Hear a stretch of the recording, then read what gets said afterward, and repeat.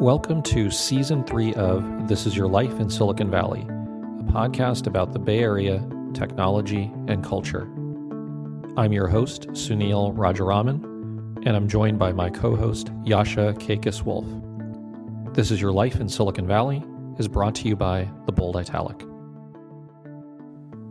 Yasha, you're CMO of a pretty large company. If you were running communications at Facebook right now, what would be the first thing that you would do? I don't think we have enough time to talk through this, Anil. We don't on our intro, but fortunately we invited a great guest today, Jessica Powell, the former head of communications at Google and now an author. An author that's got a really strong view into the way that people actually exist inside of technology companies and how technology companies just forget that sometimes. Yeah, absolutely. And, hearing Jessica and how she processes information and thinks about communication to the outside world, I think it was a really refreshing look. Yeah, not a lot of sarcasm, some optimism that's in there, like a really strong, grounded conversation in exactly what's going on right now. We hope you enjoyed today's interview. So, thank you for being here today. We're excited to have you. Thanks for having me. So we wanted to start out and get a bit of a sense for where you grew up, but not just where you grew up, really thinking about the Bay Area. Was there ever a point in your young life that you said, I want to live in San Francisco? No. I didn't even know what San Francisco was. I grew up in Southern California. It was probably as relevant to me as New York or any other large city. The closest big city was LA. That seemed thousands of miles away and a place that you would avoid if you could. Aren't you obligated to dislike Northern California if you're from Southern California? I feel like that's really a Northern California thing. Like, I think Northern California, they go on and our water, and they get a little they go very fuzzy on the details about where the water's coming from. Mono Lake. Yeah. But I think it's Northern California that hates Southern California. I think Southern California doesn't think about Northern California. Dodgers or Angels? I think I'm supposed to say the Angels, but I don't even know what happened to them. I don't think they're in Orange County anymore, right? Aren't they the Los Angeles Angels? But maybe they still play in Orange changed County. the name. Yeah, they still play in Anaheim. Yeah, try me on another bit of sports trivia. Let's see how this goes. Want to talk hockey? Lakers or Clippers? The Lakers. Okay. Because my dad was into the Lakers, so I feel like I can talk about, some of 1980s era. LeBron or Kobe? Oh, I think LeBron, for sure. LeBron. Yeah. He just seems like a better person, He's right? from Cleveland area, so that's like a layup for him. So, like rural Southern California or in a city No, West Los Angeles? Suburbs. Yeah. What city? One peach house that looked like a bunch of other peach houses. Orange. Oh, yeah, I know Orange. Really? Why? Yeah, I've been through. My wife's family lives in Irvine. Oh, okay. Yeah. Yeah, so right by there. I went to school in Whittier. Yeah. 605 and the 60. Yeah, I used to swim in Whittier. Yeah. Ah, cool. So there was never a thought about San Francisco other than San Francisco is like a big city, kind of like New York is. No, I think, I think like most kids, when you're growing up, what's most relevant to you is what's immediately around you. To a certain degree, we're still like that, right? Even as adults. And so the idea of San Francisco was a very abstract place that you could have popped in any city for. I'd never been there. I'm sure my parents knew people in San Francisco, but never had come up here, didn't know anything about it. So, when you were living in Orange, did you ever unwind by doing a 10-day meditation retreat? I think my parents called that grounding, right? But no, I never had the Jack Dorsey experience. Okay. Well, so what do you make of that? So you have you ran comms at Google, and I'm just curious. Play armchair comms person for Twitter. If you see Jack tweeting about his 10-day silent retreat in Myanmar, what do you do as a comms professional if you were working at Twitter right now? What's your reaction? Walk me through your thought process. Well, I think it's interesting, right? Whether you're Jack or you're Mark Zuckerberg or anyone who owns or created a social media platform, you have to use the platform. Probably at some point you probably grow tired of your platform too, but you have to use your platform. Like you are the best spokesperson for your platform in a lot of ways. And tied to that, there's such a desire, particularly now, I think, to know CEOs or to feel like you know who the men, because they're usually men, the men behind the product are, that that when you get to the point where you even have a comms person or you're even thinking about it, you're trying to kind of you want to appear human. So of course you're putting out Zuck and all of his here's each of my perfectly photographed, choreographed photos of my family and my dog and my kids and me traveling across, visiting cows across America.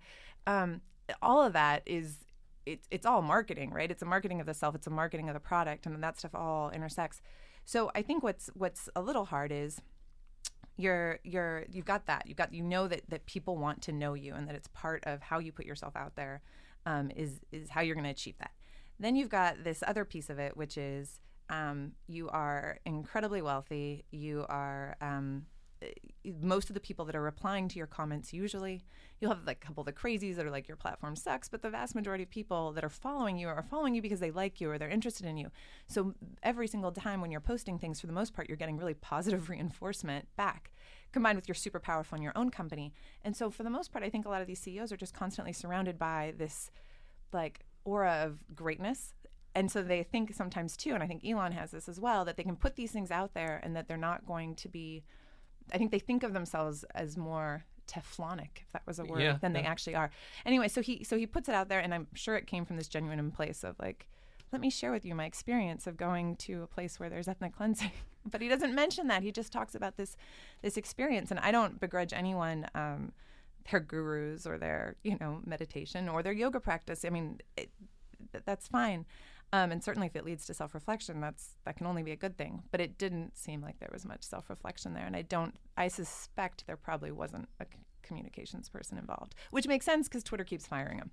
So you're on the, the Jack tweet storm was insensitive side, right? So like you saw two sides really quickly, pop up, which is don't bash him. Like, let's be positive. He's taking care of himself. Fred Wilson puts out a post.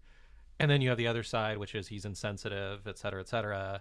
And then you have everything in between, like, you're only reacting this way and you don't know anything about Myanmar and what's going on there, and your fake outrage. So like describe where you fall on the spectrum of things, your reaction.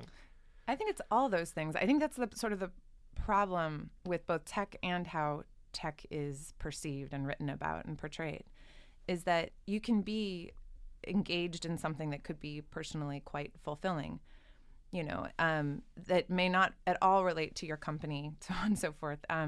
In the same way that you took a shower this morning, and that has nothing to do with how do you know I took a shower this morning? Yeah, actually, we were going to talk about that. But we were in a small little room. smelly, yeah, no.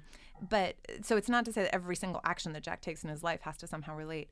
But is it tone deaf to go to a country where all of these things are happening, where there is a huge amount of news even? It's not that he should be unaware of these things around the role that social media, specifically Facebook, but social media played in the Rohingya and what's happened there.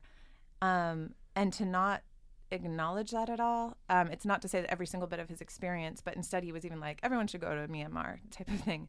On the other hand, the way that I think so I think when I saw it, I just looked at that and I was like, this is tone deaf. I mean, that was my reaction, was just that it's stupid, it's tone deaf, and it kind of epitomizes what everyone hates about the Valley, right? And these Teflonic filter bubbles. You know what else is tone deaf is Yasha's jacket today. It's pretty, I gotta say. Shiny. It's pretty loud.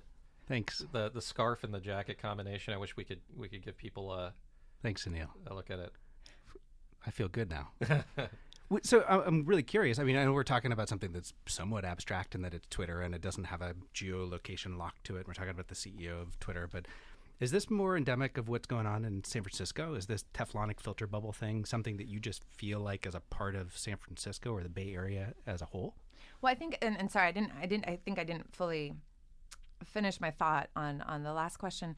I think the problem is that what happens is that we as just humans, right? Forget about tech for a second. We love these simplified narratives. People are either good or they're bad. Mark Zuckerberg is this like child gone out of control, or well, no, that's not right. That sounds too like a celebrity.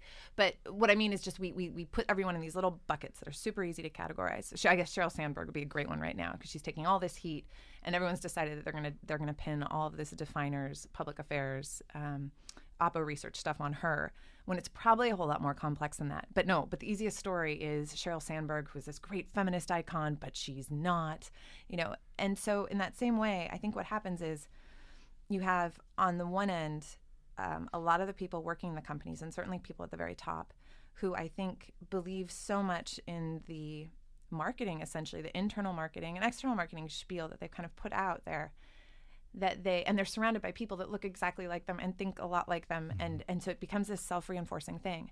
And then on the other hand, you have people outside of the Valley, or they might be kind of adjacent to it, like reporting on the Valley, who view everything through this kind of conspiracy theory lens. Tech is so evil, and everything becomes this huge dystopia narrative.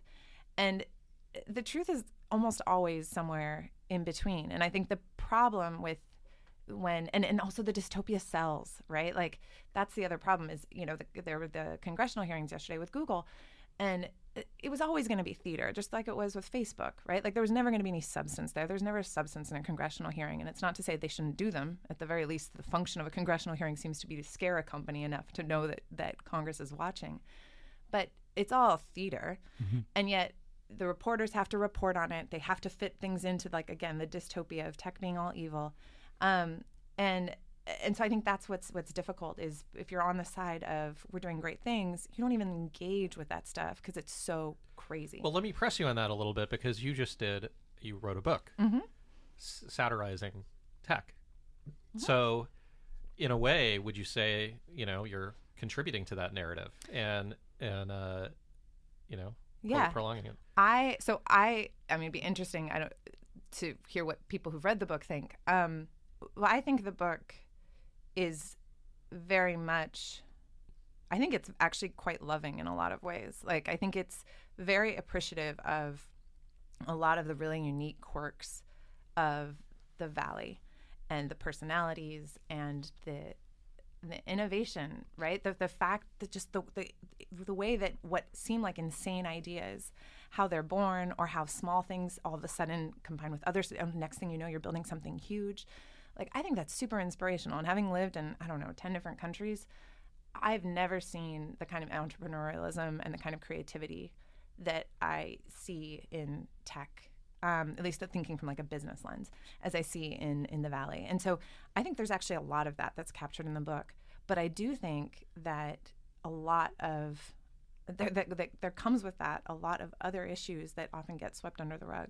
And that's what I was trying to address, was I wanted something that if you were a tech person, you were coming in, that you would recognize so many of these things that you like, or things that you think are funny, or things that frustrate you, but you'd stick with me long enough to get at some of these broader points too, around some of the hypocrisy and some of the big issues that I think tech raises. So are we just kind of destined to live in this world where there's a spectrum and we're constantly trying to push people to either side of the spectrum, but you really want people to be in the middle? Is that a thing that can actually happen here? I mean, it's not so much that. What I really wanted, I think that's a valid question. What I wanted from the book was I really wanted people to read it and listen to it and not immediately assume that I was calling them evil, because I think it's very rare the person that hears that they're a horrible person and they work for a horrible company and they've made horrible life choices that all of a sudden is like, oh, wait, really? Like, tell me more about that. Tell me more about how I'm a horrible person. I mean, those people exist, but I think more people are I don't think most people are fundamentally bad. I think a lot of people who work in tech really want to do a lot of good, and a lot of cases they are doing a lot of good while also perpetuating other things. And so acknowledging that a little bit and trying to talk to them and come from a place where you know the world that they're in and you appreciate a lot about it, I think is important if you're also trying to convert anyone, so to speak, to your message. Because I think that's actually the biggest thing, is that the world swirls outside of these walls, and everyone's going on and on about tech is over and it needs to be regulated and it's so horrible and everything's so evil and Mark Zuckerberg wants to do this. But if there's actually going to be a big force that changes anything, I don't think it's actually going to be so much what happens outside of the Valley. It's going to be the employees, because I think the employees of the tech companies are the most powerful force that exists in the U.S. in terms of changing them. Do you really think that self-regulation from within organizations is practical?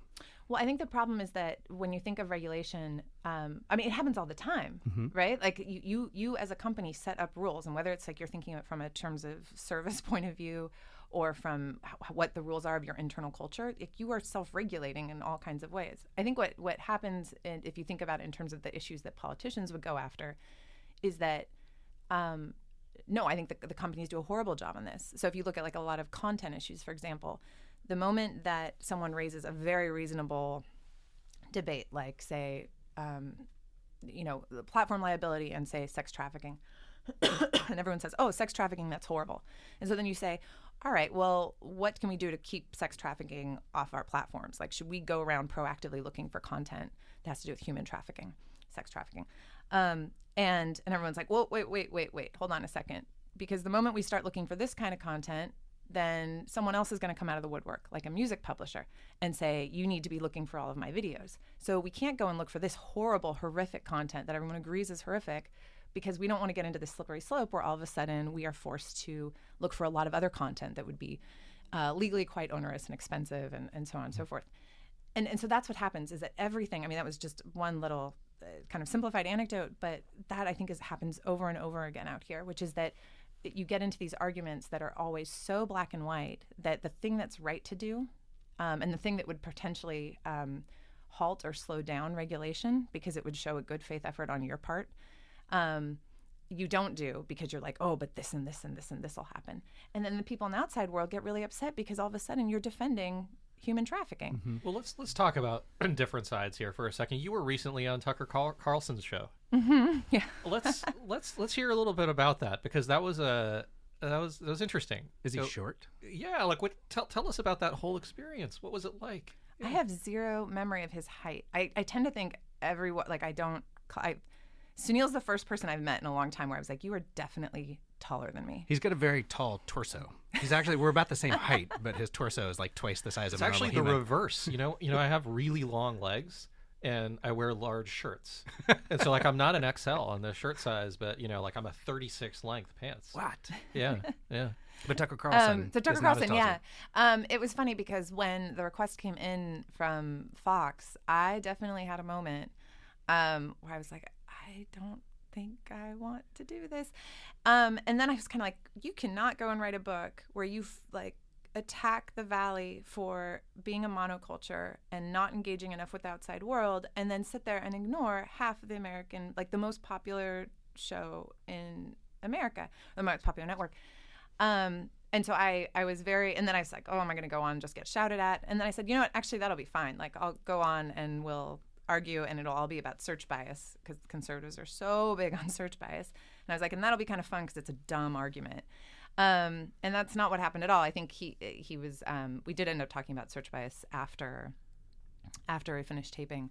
But the TV clip itself was very, very short and was much more just about, I think, size. And was he a nice guy? Like, what was the experience like? Like, Yeah, no. I mean, TV is just a weird beast to start with, right? Like, you come on, and you have an interview. It's like 5 minutes long. So transactional. It's super transactional, but it's also very, I mean, people moan about the decline of, print engagement for newspapers and stuff, or just long form journalism.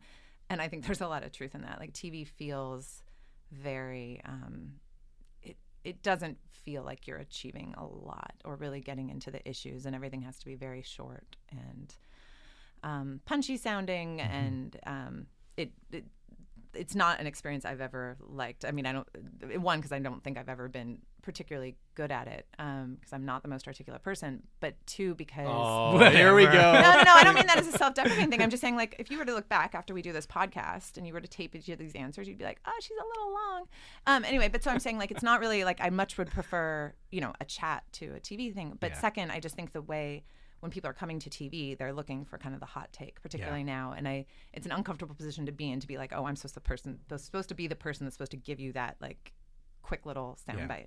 I listen to CNN or different channels when I'm driving home sometimes, and when you take the television aspect out of it, it sounds so vapid. It's just like soundbite to soundbite to soundbite to soundbite, and then commercial, and then soundbite to soundbite, repeat soundbite. It's just, ugh.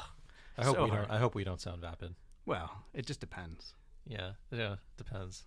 Okay, well, you know what? Don't answer that one for us. Don't tweet us. We don't want to hear about it. So I am curious. Let's talk about Facebook for a second. Okay, so let's rewind a few years, and let's just say you're running communications at Facebook. You find out that there's a credible threat from Russia hacking your platform, and you are responsible for managing this whole thing over the past few years. What do you do different from the way Facebook has been running things right now? Describe how you would run communications at Facebook from 2015 to 2018. I think the problem with Facebook is that, and this goes a little bit to what I was saying earlier, I think there's just this assumption that in the same way that on the other extreme, people always assume malintent, and I don't think that's the case. Like, incompetence actually tends to be the driver of a lot of more bad stuff in the Valley, I think, than malintent. Mm-hmm. And so on the other side, you've got them kind of screaming conspiracy theories. Well, I think within a lot of these companies, and I would put Facebook in that bucket, there's always just this assumption that what they're doing is right, I think, or that the status quo is right. Because something has been this way for a long time, you should continue to do it that way, which is kind of ironic given the rest of the Valley's attitude. And so I think what you see over and over again with them is something happens, something surfaces. Maybe they knew about it internally, which it turns out Cambridge Analytica they did, or maybe they don't. Maybe someone else externally brings it to them, but they don't. Their first reaction is to like deny, or to pick out the one thing in whatever that accusation is that they know to be untrue, and then they kind of go all in on that as their defense of why the whole thing is untrue. And so if you think of the fake news stuff, right? What was the initial reaction? It was like, no, fake news had no impact. I can't remember exactly the words that Mark and Cheryl used, but it was something to the effect of like, it was had no essentially impact. The idea that Russians could have influenced the election or a small group is crazy. A little right. off. But. And I think, and it was the same thing with Cambridge Analytica, right? It's like they don't. I think the generally way when you're in a company, if something surfaces and it's bad, the best thing to do is be transparent and you apologize quickly. You get all the facts out there, and in cases where you don't know the facts, right, where you have to do some digging, and it seemed like they knew certain things about the Cambridge Analytica stuff and other things they didn't know, then you say, we don't know, like there are still things we need to look into, so we're going to do that right away. We can't tell you today, but I as CEO promise you that in a week or whatever time I will come back with a full report on what happened. But the moment when you start denying right out of the gate that something didn't happen, and even worse when you know it did, like you are setting yourself up for a world of pain with the outside world. Like I actually think the Russia thing is interesting because at the end of the day, particularly Russia and ads, right? The ad spend, if I recall, was in the grand scheme of like big marketing budget ad spends was pretty small. It was like 100,000, something like that. And so you do, and obviously $100,000 in paid media, and that's actually different from talking about like disinformation and some of the content that got out there through other means. But like I do think that in some cases the media is making even more of that than actually makes sense in terms of how that could map on the number side. Less so maybe on fake news, but I think on the ad side it's a little less. I'm a little less convinced. But because of everything else Facebook has done, you're sort of trained to not trust them, and you're trained to think the worst. It's interesting, like the idea that you come out immediately, and as a person, you say, "I'm responsible for this, and I'm sorry that it happened." It sounds like the right thing to do, but it's really difficult. I don't know that there's an appreciation for how hard it is when an organization's dealing with a problem. 7 things too. Yeah, and they approach it all similarly. And you got to imagine that there's a big group of people sitting around a room trying to figure out like how to solve the problem, and you end up with the lowest common denominator, which is the feedback from every single person in that room. When really the human response is the one that is the right one. Right. Like, I mean, on Cambridge Analytica, if I recall, like on day 1 or day 2 or whatever it was, someone probably in the media had called it a data breach, and that got picked up, and everyone was saying data breach. And they were like, it is not a data breach, right? And you're like, obviously it's not a data, like there's nothing, they're using the wrong words, but it's like a breach of trust. Like what they're really saying is that it's a breach of trust, and that's what you should be addressing rather than this one factual thing. And in the last kind of cycle of bad that they went through with the definers and the opposition research against Soros, it was a similar thing where they just kind of zoomed in on a couple of details that they thought the New York Times had gotten wrong. And maybe on a couple of those details, the New York Times did get it wrong. But quite often, it's not to say that the media always like gets it right. And sometimes they do get kind of on a kick of like going after a particular company. But like directionally, they were right? Like that story, if it was 3,000 words, I don't know, it was long, or 2,000 words, whatever it was, probably like 1,500 words of that was it was directionally right, and yet you're fighting. It's like you're fighting against the wind, right? Yeah. So let's just say someone gave you $100 today, and you had a choice to invest it in either Facebook stock or Microsoft stock, and your goal is to hold it for 5 years and maximize your possible return. Where do you put your money, Facebook or Microsoft? I mean, the right answer to this, though, like, it just makes you groan at the same time. It's like to be like, I wouldn't invest it. I'd probably give it to someone who needs it more. But like, that's a dumb answer because that's not really what you're asking. So who do I think is around or doing better in 5 years' time? Yeah. How do you maximize your return? Facebook or Microsoft? It's your only choice. Wait, Facebook or Microsoft? Facebook, Google. Yeah, Facebook, Microsoft. I She's pick, probably financially conflicted with Google, so I don't want to. I pick Microsoft over Facebook. Yeah, you would pick Microsoft over. Yeah, Facebook. I just think that, look, this is like the most uninspiring thing, but there is something to be said about boring. And like, I think we get so into all these stories of like glory we all love so much, particularly because a lot of us are living it, right? Or aspire to have something like that, of, you know, the thing that starts in the garage that becomes huge, then you've got the billionaire. We love those stories so much that we love consumer products. They're much easier to talk about. It's a thing that more people can connect around, that we don't talk as much about a lot of the really boring businesses that can change people's lives for the better. And I don't mean that in some like inspirational, let's save the world way. I'm just saying that, like, I think that LastPass, it to me has been transformative. And there are other solutions out there, but like, I use LastPass or DocuSign. There are all these things that exist that we don't build up as much, and they're smaller companies with smaller impact when you think of all these social things. But Microsoft has been around forever. They went through their like lull. The natural place for them to come out of their downside was then to come up, right? And now they're on the upswing, and never, you know, in Satya the reformer or whatever, and they'll have another downslope. But there is, I think the only reason I'd put some money on them over Facebook is just because I think they have been around long enough that they're forced to be more professional. They're forced to be, I think, more strategic and smarter about how they do things. I think a lot of the mistakes that you see at, I think you see fewer mistakes at Google than you do at Facebook. You could argue some of that is cultural, and I probably would, but that might be unfair to Facebook. But I think also it's age. Like, I do think that the longer you're around, the more you've had your wrists slapped by whether it's regulators or the public, the more you're forced to professionalize a bit. And I do think that so tech regulation does work. Well, no, I never said it doesn't work, but I think that the most powerful force in terms of changing companies, like fundamentally at a cultural level, that then pushes you towards doing the right things, are the employees. Yeah. I think regulation is important, but I think regulation can have an impact. But I think the problem with regulation, or relying entirely on regulation, is that regulation is slow. Regulation, by the time you've come up with a solution, you often aren't regulating the thing that you thought you were regulating, that it's changed on its own. So I would never make the argument that, the platform should just always they should always figure it out, and that, regulators should leave them alone. Definitely not.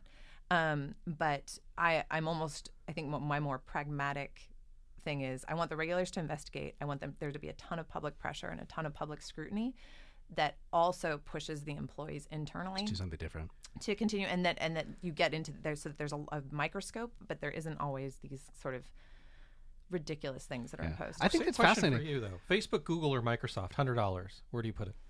Well, the most efficient business model in the history of business models in the history of humankind is sitting at Google, and I think that's a hard place not to bet on over time. Huh? Oh wait, was I picking between Google, Facebook, No, and I Microsoft? intentionally did not include Google in your list. Because, okay. Yeah.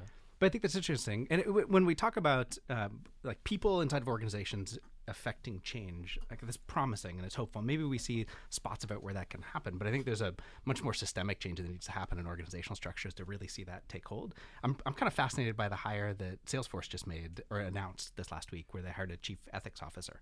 And that is very specifically tuned to, or at least the public messaging is, it's tuned to how they deal with AI, because it's a core part of their platform. But I really think about ethics in operations as a complement to people operations. And I think it's fascinating, maybe even hopeful, at least in my brain, that we can start to create different organizational structures that actually empower people within the organization to affect change differently. I think we're getting close on time, which is we Tyler's are in the back saying, "Hey, look at the clock." Well, we can be a little bit chatty here, but Jessica, do you like San Francisco? I do. Oh, well, that was super pensive. Okay. Well, no, I mean, there's a lot of stuff that's bad about it, but yeah. What do you like? I've lived in so many different places. I've liked all of them. They all have good things. They all have bad things. What do you like about San Francisco? I mean, the access, being in a city and having so much access to nature is pretty incredible. I like that. and I like You've got some cool parks in your avocado neighborhood. toast. No. There's a lot of that, and I like that. I don't know. It is very it's kind of an outdoorsy city, so I like it. There's a lot that's obviously wrong about it. What's wrong about it? I mean, I don't know, like vast income inequality, the state of Market Street, the insularity of it, not just certainly in terms of it feeling like a tech monoculture, but also I think cities generally just get insular. San Francisco's long been insular. It's just now it's kind of a tech insular. But Do you have a favorite neighborhood that you spend time with your family? Well, so we just had our third kid, so we just don't leave the house. That's the easiest way for us to deal with anything. But we, I don't know. Golden Gate Park's pretty amazing. Yeah. Do you think you're going to live in San Francisco in a decade? Probably. I spent almost all of my adult life moving either cities or countries almost every year or two, and so it's been really nice to be in one place. Having said that, if you told me or asked me, as you just did, like would I commit to a city, I get very nervous. Like I had no problem getting married to my husband, but I have a much greater like fear of commitment when people start talking about staying in exactly the same place or it was only a couple of years ago that I like the longest time we just had posters on our wall. It was like our wherever we lived in the world, it was like a college dorm room type of thing. So it's a big leap for me to answer that question. Oh, here we go. Here, let me do one more question where we intersect the tech stuff and the civic stuff. Okay, so I love these hypotheticals, by the way. So it just always makes me excited to ask these ones. So okay, all right. Let's just say London Breed is not mayor of San Francisco today, and you have to pick between Mark, Cheryl, Elon Musk, Jack Dorsey, or Satya Nadella to run San Francisco. Who do you pick? Oh, Satya. He'd be like the Iron Fist. Yeah? He'd just come in and he'd be like, I'm going to get rid of these 10 things that don't work anymore. And we're just going to go all in on like X. I'd pick, I think, I mean. What if I added Yasha to that list? Yeah, but then who would it be? What if you added Benioff into that list? Oh, yeah. I don't know, he seems like a bunch of hot air. Really? A little. But I think his heart's in the right place. Yeah. So the thing I'd be worried about with Benioff as mayor is just, I think there's just a lot of like grandstanding and how much of it would be about civic engagement versus enhancement of the personal brand. Whereas like Satya, who I know nothing about, I kind of like that I know nothing about him. You don't see these like massively long profiles, and I actually don't know how he is on the philanthropic side, but I'm guessing he probably does some. I like that I've yet to see the Satya Nadella Children's Hospital. Yeah. We'll just give it time. What about Jeff Bezos? I think he'd be in the bucket of like Satya coming in and like getting things All of this stuff done. Doesn't work. I mean, he'd probably make it so that no one needed to work in the city, and that would probably also be a big problem. Yeah, I'm going with Satya. Like I've suddenly come away from this podcast being like Microsoft, all right. Which it's not even a company I've ever liked. Yeah, is the takeaway to buy Microsoft stock? No, I wouldn't say that. I wouldn't say that. Yeah. Plus, we don't want to commit securities fraud. Yeah, we exactly. don't. You know what? We don't advocate for any specific companies, and this is your life in Silicon Valley. We have no financial conflict with Microsoft as well. I don't know, through mutual funds. Yeah, let's not say any of that. Yeah, let's not say anything. Scrap everything we just said. Well, you guys said you weren't going to edit the podcast. Yeah, we're not giving all of a sudden this like is going to drop off. You're like, we'll just cut that whole part out. I'm kidding. Well, we don't give stock advice. What we always do is ask our guests to give advice on the channels that they spend their time in and the people that they'd recommend following. So if you were to pick across all of the networks that you spend your time in, and you can even throw books in there as well. Do you have a recommended follow on a network or a recommended book that you'd like to tell the listeners they should spend some of their energy on? So in addition to your book. I only started using Twitter in any significant way about 2 months ago, and it was because of the book, and everyone was like, you need to do Twitter. So I've given myself to the end of the year to do Twitter, and then we'll see what happens.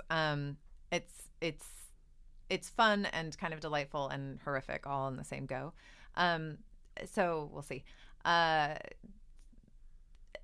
Facebook, I'm largely just like a lurker there. And Medium, I'm really liking. I really enjoy I hadn't used, I'd occasionally get someone would share a Medium article with me and I'd look at it, but I hadn't really spent much time on the app or on the site looking or browsing content. It was always just someone shared something with me, which I imagine is an experience for a lot of people. But once I started using it more often, I think there's something really fascinating in how they're doing recommendations. Like their whole recommendation engine is so much better than, if I'm on the New York Times and I read a story about frogs, then it'll show me the most 5 recent stories about frogs, which is great. But 2 months later, when I go back into the New York Times, they have not retained my passion for frogs at all, Right. even though they are totally targeting every single thing I do. Recommendations are just broken. all over the Horrible, internet. right? They're But disgusting. But I find that really interesting on Medium that since the summer that I've been using it, they're surfacing content for me that is in some cases a year old but still relevant. Yeah. That ties to the interest. Like I think that actually, and I've Do you have really an author enjoyed that you content. like on Medium that you've been paying attention to because of this recommendation engine? Do you know, it's been more thematic. So, and I like too that there's stuff that when I think of my news app experiences, the stuff that they decide are almost too, maybe because it's news rather than like long form or it's then kind of human interest journalism too. But because it's news, there's just this horrific generalization that happens. Like for when I was struggling with my toddler, which like I guess who doesn't, but I was doing a lot of like Googling around toddler stuff. And at some point the news app starts recommending to me toddler death. Like it's surfacing stuff about toddlers falling out of buildings. And I'm like, and it's like, because you're interested in toddlers. And I was like, I can promise you, like there's no parent out there that is searching for toddler stuff and then wants to see things about children of the same age of their kids or any age, but like dying, right? This happened the other day. Yeah, that story that The story about the woman and the Yeah. horrible. And so I've really liked the fact that that I'm not having this kind of almost really primitive, Yeah. it seems. The signal's not AI. that. Yeah, exactly. Yeah. Well, so let me pin you down though on Twitter because you're new. Who's the follow that you enjoy the most? Well, I have a lot of fun with Kara Swisher, who I've known for a long time, just because she's so active on Twitter and will definitely go after people that go after her. So that's kind of fun to watch. But she also is she's also a very kind person, which people don't know. And so I think what's interesting, what I enjoy about all those like Twitter interactions with Kara is that she will actually engage with people, and she's not just there kind of for the likes. Like She's joining us later interesting. today. Yeah. So I like following Kara. Cool. All right. Well, Jessica, this was awesome. Thanks for joining us. Thank you hope for taking time. Yeah. Hope you enjoyed it. Yeah. Thank you. So Yasha, are you going to write a satire book on Silicon Valley? God, I feel like I need to. But I'm not going to live here in 10 years, so I feel like most of our guests, unfortunately, say that they're gonna peace out. it is a kind of an interesting dynamic where there's so much enjoyment that people get from their time here and quite frankly, a lot of prosperity.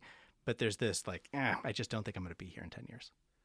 I think that one of the takeaways from this interview with Jessica is, how at the end of the day, we are all just people and we're trying to make it work here. And I kind of want to reflect on that a little bit more. Yeah. And it's something we shouldn't forget, but it's very easy to forget. Very easy to be a social media bully or a thumb thug, two-thumb thug. Two-thumb thugs. Hey, today was a great conversation, and we appreciate your time listening. If you enjoyed it as much as we enjoyed putting it together, please go back to the app that you found this podcast on and rate us 5 stars. Leave us a comment. Thanks for joining us.